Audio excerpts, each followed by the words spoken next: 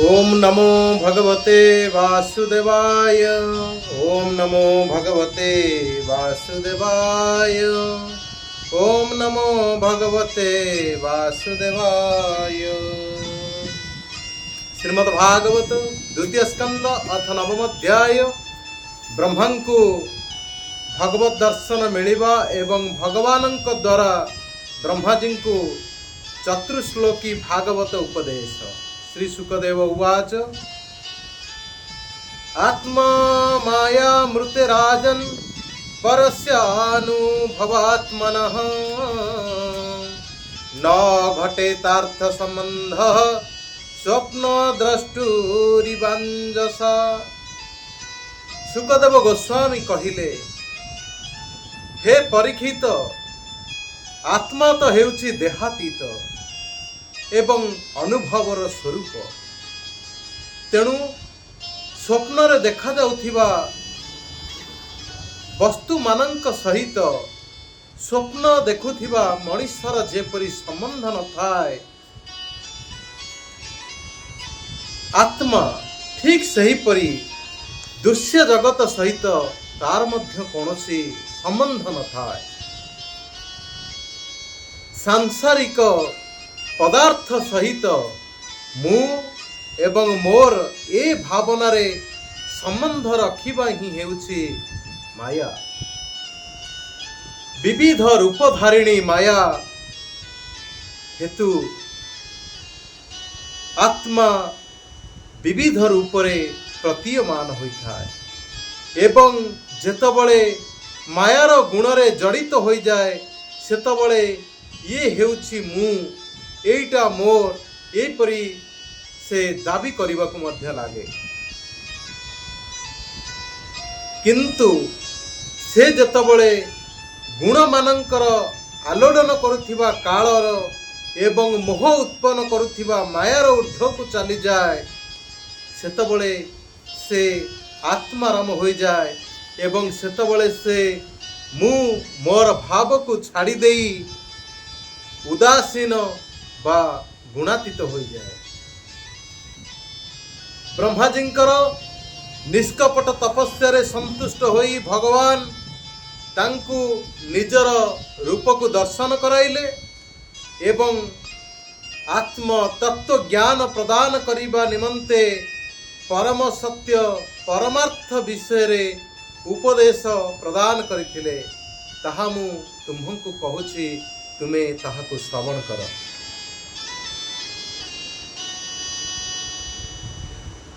त्रिलोकर परम गुरु आदिदेव ब्रह्मा तांकर आस्थान पद्म उपरे बसी सृष्टि रचना करिबा निमंते चिंता करिबा को लागिले। किंतु जो ज्ञान दृष्टि बलरे सृष्टि रचना होई परिबो एवं सृष्टि रचना कार्य हाथ को नेबा को हेले जो ज्ञान रहिबा आवश्यक ताहा से पाइले नहीं। एपरी दिने चिंता करू करू हठात से व्यंजन वर्णर 16तम ओ 21तम अक्षर तथा त ओ प मिशिथिबा तप शब्द दुई थर तप तप अर्थात तुम्हें तप कर बोली से सुनिबा को पाइले। हे परीक्षित, महात्मा माने ही यही तप को त्यागी मानंकर संपद बोली मानंती। यही परी शब्द सुनी किए एपरी कहिले ताहांकु देखिबा लागी ब्रह्माजी चारिआड़ को चाहिए, किंतु से काहाकु देखिबा को न पाइबारु से स्थिर भाव रे निज पद्मासन रे बसी रही सेही शब्दटी भगवानंकर प्रदत्त प्रत्यक्ष हितकर उपदेश होइथिबो बोली धरि नै से तपस्या रे निज मन एवं प्राण को लगाइले। ब्रह्माजी हेउछंती तपस्वी मानंक मध्य श्रेष्ठतम। ताहांकर ज्ञान हेउछि अमोघ। से एकाग्र चित्तरे मन प्राण लगाई कर्मेन्द्रिय एवं ज्ञानेन्द्रिय मानंकु वश करी 1,000 दिव्य वर्ष पर्यंत एपरी घोर तपस्या करने को लगिले जे से समस्त लोक को प्रकाशित करदेवाक समर्थ हो गले। ब्रह्मांकर सही तपस्या संतुष्ट होई बा प्रसन्न होई भगवान तांको निजर सर्वोत्तम तथा श्रेष्ठतम भगवत धाम दर्शन कराइले। सेई धाम रे कौनसी प्रकार क्लेश मोह भय नाही। जो सौभाग्यशाली देवता मानंकु थरे हेले सेई धामर दर्शन मिलिछि सेमाने बारंबार सेई धामर स्तुति गान करुछन्ति। तस्मै स्वलकं भगवान सभाजितः संदर्शमास परं न जत परं व्यपेत संक्लेश विमोह साधुंसं श्रुदुष्ट बुधैभीष्टुतम्।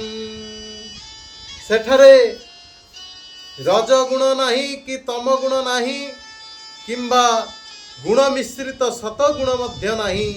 सेई धामरे कालर कौनसी प्रभाव पड़े नाही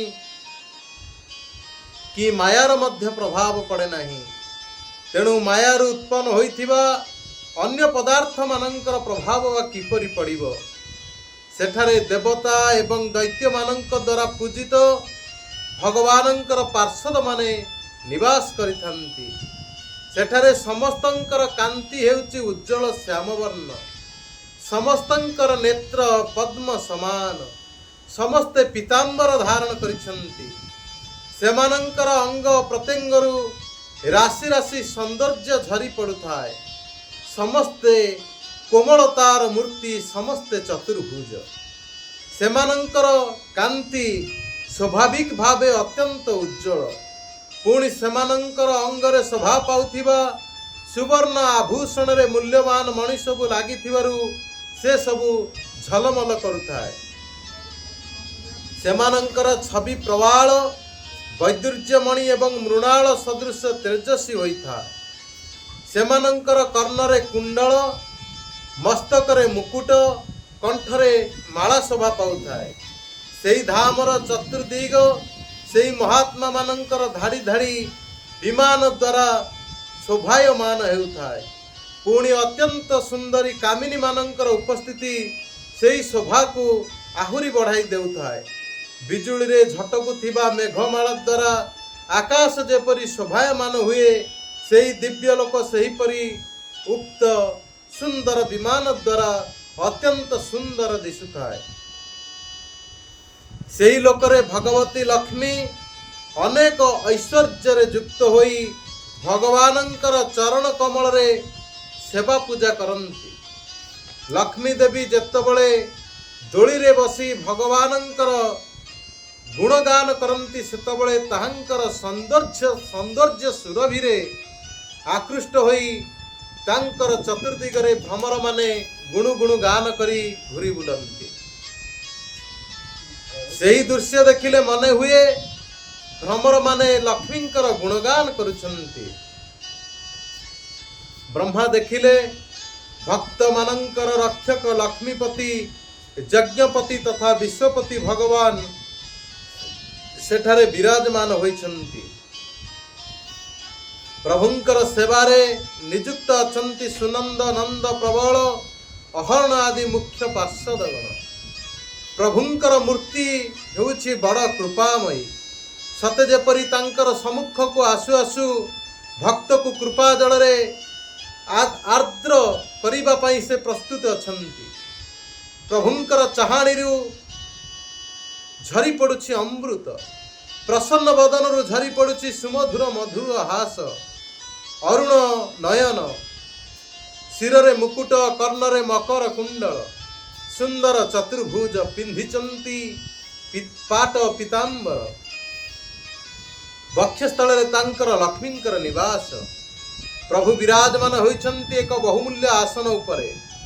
प्रकृति पुरुष महत तत्व अहंकार दश इंद्रिय मन शब्द आदि पंच तन्मात्र एवं पंच सूक्ष्म महाभूत एपरी सर्वमोट पंचविंशति शक्ति मूर्तिमान होई प्रभुंकर चतुर्दिगरे उभा होइछन्ति।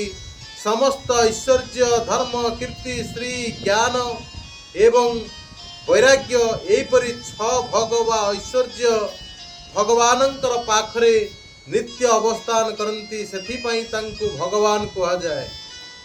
अवश्य एपरि ऐश्वर्य जगत रे अन्य केतेकंक ठारे किछि काल रही जाई पारे किंतु रहिब अध्रुव अर्थात अशाश्वत भाव रे। ब्रह्मा जी भगवान को यही रूप रे दर्शन कले।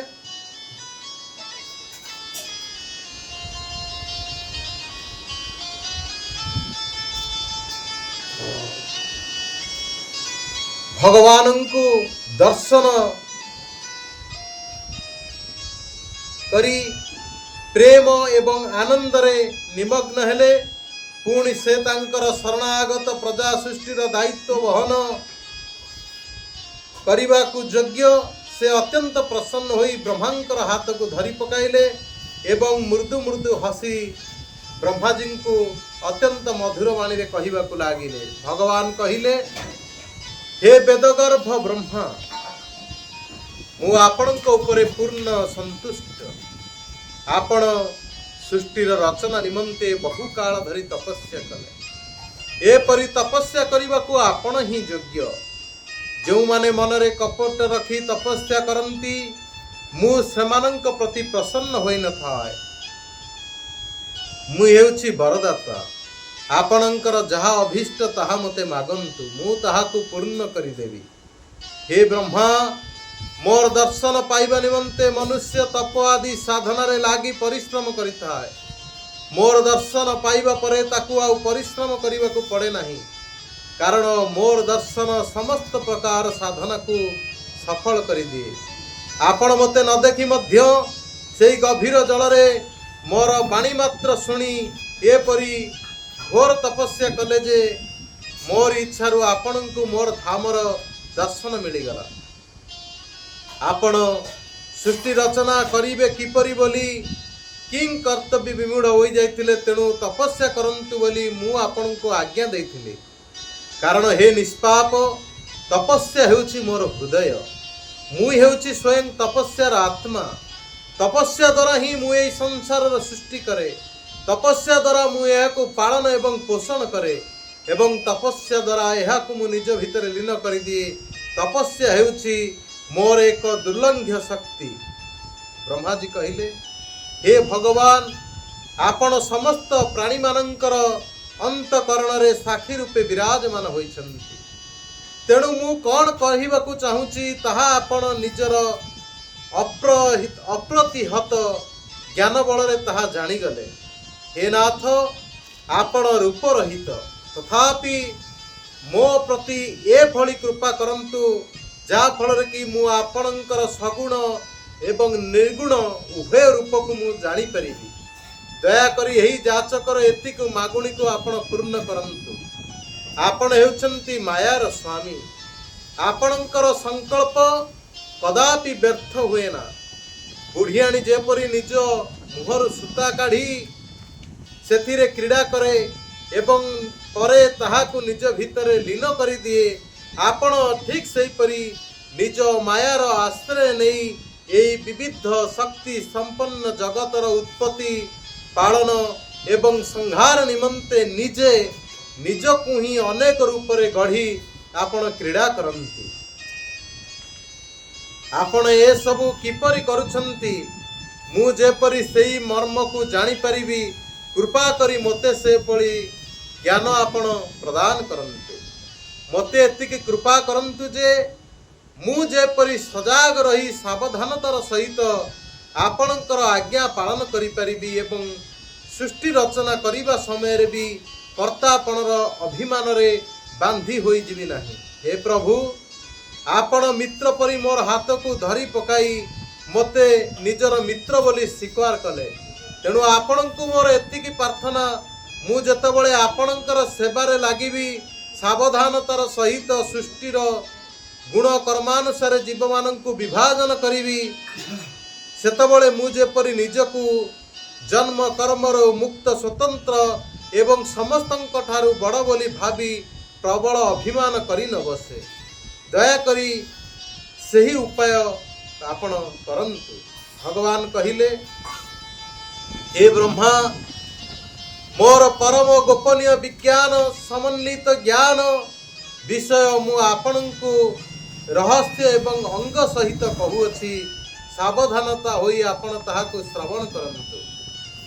मु केते विराट, मोर प्रकृति कौन, मोर केते किपरि रूप रहिछि, मोर गुण एवं कर्म सब किपरि, मो कृपारु आपण से सब जानिबाकु समर्थ होइजिवे।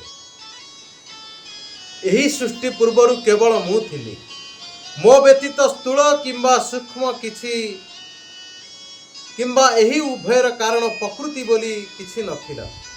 जेतबळे सृष्टि नथिला सेतबळे एकमात्र मु ही थिली।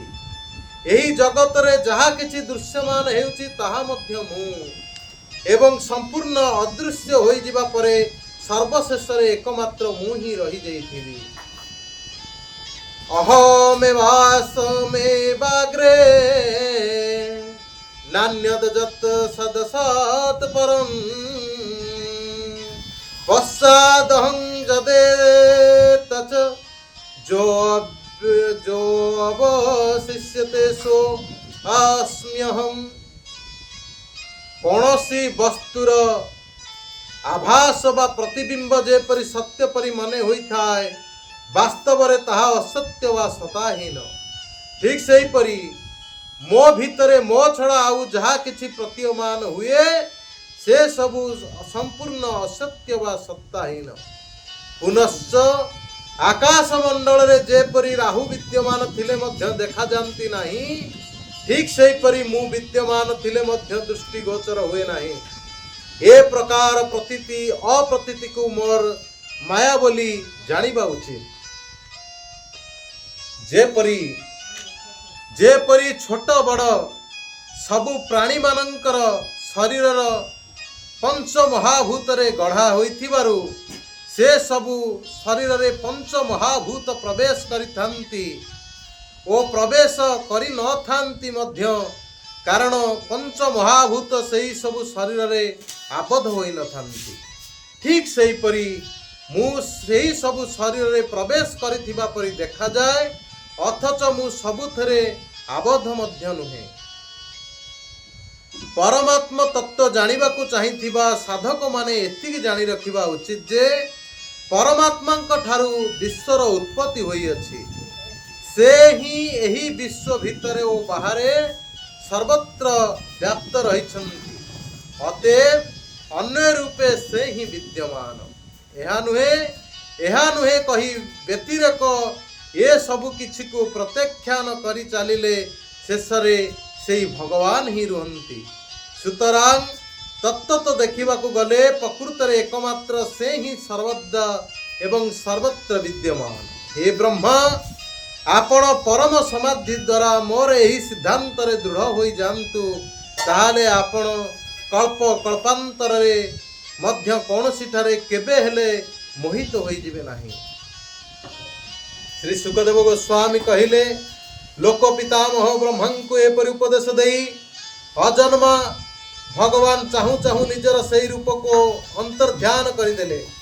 भगवान तांकर सही इंद्रिय गोचर स्वरूप ब्रह्मांकर दृष्टिपत्रु अंतर्ध्यान करदेबारु सर्वभूत स्वरूप ब्रह्माजी तांकु कृतांजलि पुटरे प्रणाम कले एवं प्रथम कल्परे जो सृष्टि थिला सेही रूपे विश्व सृष्टि से करबाकु लागिले। थरे धर्मपति तथा प्रजापति ब्रह्मा समग्र जगतर कल्याण निमंते विधि पूर्वक जम नियम पालन करथिले। ता देखि तांकर प्रियतम पुत्र परम भक्त देवर्षि नारद मायापति भगवानंकर मायार तत्व जानिबा इच्छा रे दृढ़ संयम विनय एवं सौम्यतार सहित ब्रह्मांकर सेवा कले। सेवारे ब्रह्मांकु अत्यंत संतुष्ट करदेले। हे परीक्षित, लोक पितामह ब्रह्मा नारदंको उपरे प्रसन्न होई गलेनि देखि देवर्षि नारद अविकल सही प्रश्न पचारिले जहा कि तुमे मते वर्तमान पचारु अछ। नारदंकर एही परि प्रश्न सुनी ब्रह्मा जी अत्यंत प्रसन्न हेले। स्वयं भगवान तांकु जो भागवत पुराण उपदेश देइथिले से निजर पुत्र नारदंकु सेई 10 लक्षण युक्त भागवत पुराण कहिथिले। मोर परम तेजस्वी पिता सरस्वती नदी तटरे बसी परमात्मा ध्यान रे मग्न थिला बळे देवर्षि नारद तांकु सेई भागवत पुराण सुनाइथिले। विराट पुरुषंक ठारु एही जगत किपरि सृष्टि हैला बोली तथा अन्य बहु विषय नहीं तुमे जो सब प्रश्न पचारि अछ से सबुर उत्तर मु तुमको सेई भागवत पुराण रूप में देउछि, तुमे ताहाकु श्रवण कर। इति श्रीमद् भागवते महापुराणे परमहंस संहितायां द्वितीय स्कंदे अथ नवम अध्याय। हरे कृष्ण। जय श्री गुरुदेव।